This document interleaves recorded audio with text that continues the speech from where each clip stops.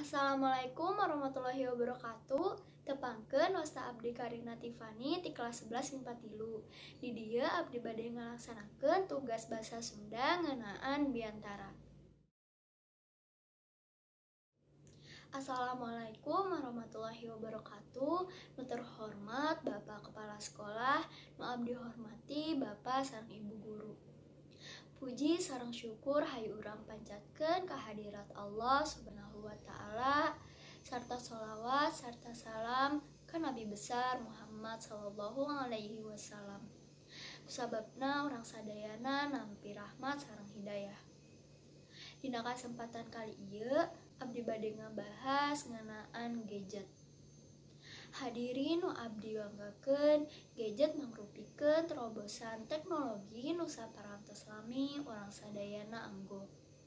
Loba hal nu bisa dilakukeun ngagunakeun gadget teh.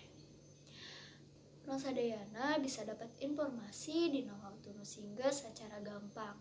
Urang oge bisa nonton film, main game, maca berita, jeung sajabana.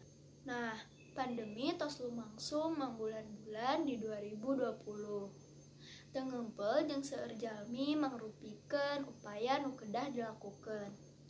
Termasuk sakola oge ditutup jadi diajar ti bumi nganggo gadget. Siswa SD, SMP, SMA nepi ka siswa kuliahan nganggo gadget unggal dintena keur sakola. Kumaha urang terang, barudak teh gampang kacanduan gadget, utamana barudak nu masih di bawah umur. Jadi, pengawasan ti orang tua kedah dilakukeun.